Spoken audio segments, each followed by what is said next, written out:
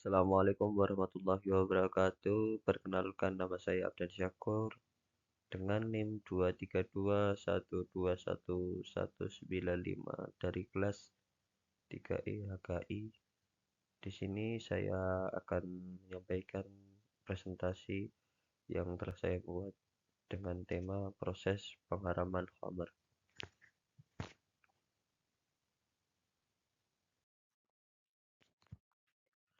Proses pengharaman khamr atau minuman beralkohol dalam Islam terjadi secara bertahap melalui beberapa ayat agar umat Islam secara perlahan-lahan dapat meninggalkan kebiasaan meminumnya. Berikut adalah tahapan-tahapan pengharaman khamr.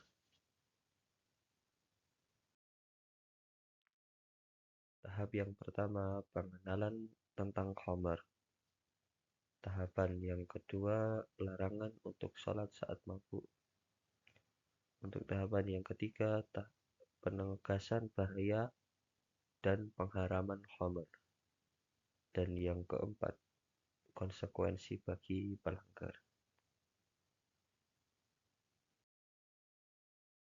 Untuk tahapan yang pertama, pengenalan tentang khamr.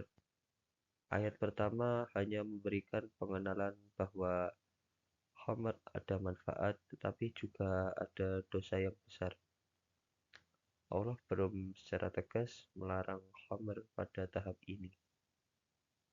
Terdapat pada surat Al-Baqarah ayat 219 yang bunyinya Yas'alunaka 'anil khamri wal maisir qul fihima itsmun kabirun wa manafi'u lin-nas wa itsmuhuma akbaru min naf'ihima wa yas'alunaka madza yunfiqun qulil afwa kadzalika yubayyinu Allahu lakumul ayati la'allakum tatafakkarun, yang artinya mereka bertanya kepadamu tentang khamr dan judi. Katakanlah, pada keduanya terdapat dosa yang besar dan beberapa manfaat bagi manusia. Tetapi dosa keduanya lebih besar dari manfaatnya. Penjelasan ayat ini menunjukkan bahwa meskipun khamr memiliki beberapa manfaat, misalnya untuk perdagangan, jual beli, yang bisa mendapatkan manfaat uang, namun dampak negatifnya lebih besar. Namun belum ada larangan saat itu, larangan secara eksplisit. Untuk tahap yang kedua, larangan untuk sholat saat mabuk. Allah mulai memberikan batasan dalam konsumsi khamr, yaitu tidak boleh meminum khamr ketika hendak melaksanakan sholat. Terdapat pada surat An-Nisa ayat 43 yang bunyinya Ya ayyuhalladzina amanu la taqrabus sholata wa antum sukara hatta ta'lamu ma taquluna wa la junuban illa abiris sabilin hatta taghtasilu wa in kuntum marda aw ala safarin fa aw jaa ahadum minkum minal ghaidi aw lamastumun nisaa falam tajidu ma'a fatayammamu sa'idan thayyiban famsahu biwujuhikum wa aydikum innallaha kana afuwan ghafura, yang artinya, wahai orang-orang yang beriman, janganlah kamu sholat sedang kamu dalam keadaan mabuk sehingga kamu mengerti apa yang kamu ucapkan. Penjelasan pada tahap ini, khamr belum diharamkan sepenuhnya, tetapi ada pembatasan penting, yaitu tidak boleh mabuk saat melaksanakan salat. Ini membuat orang harus berhati-hati dalam mengkonsumsi khamr karena salat adalah kewajiban harian. Tahap yang ketiga, penegasan bahaya dan pengharaman khamr. Setelah proses bertahap, Allah mulai mengharamkan khamr secara tegas. Di sini, khamr mulai dipandang sebagai perbuatan yang harus dijauhi. Terdapat pada surat Al-Maidah ayat 90 yang berbunyi, Ya ayyuhalladzina amanu innamal khamru wal maisiru wal ansabu wal azlamu rijsum min amali syaitan fajtanibuhu la'allakum tuflihun.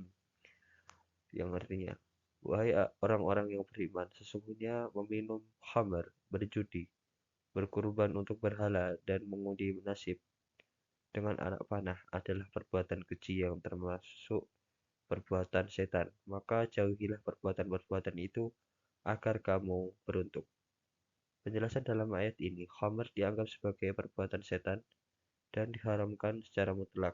Umat Islam diperintahkan untuk menjauhi khamr sepenuhnya.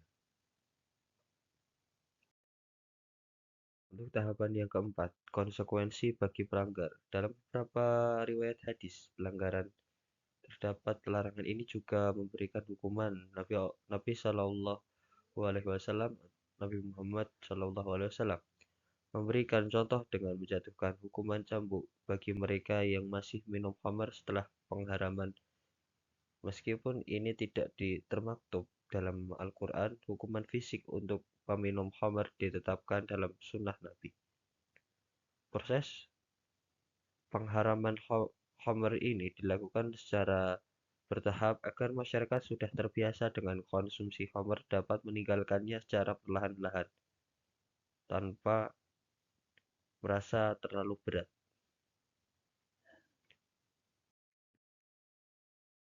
Memberikan hukuman cambuk bagi orang yang minum khamr setelah Nabi Shallallahu Alaihi Wasallam turunnya larangan khamr secara mutlak. Hukuman cambuk ini termasuk dalam bentuk takzir, yaitu hukuman yang ditetapkan untuk mencegah perbuatan yang dilarang agama, terutama dalam hal meminum khamr yang secara jelas diharamkan. Beberapa riwayat menunjukkan bahwa Nabi Shallallahu Alaihi Wasallam memang pernah memberikan hukuman cambuk bagi pelanggar yang meminum khamr. Memerintahkan hukuman cambuk sebanyak 40 kali bagi riwayat yang menyebutkan Nabi Muhammad SAW. Pelanggar yang meminum khamr diriwayatkan oleh Anas bin Malik radhiyallahu anhu. Hadis ini terdapat dalam Sahih Muslim dan Sahih Bukhari.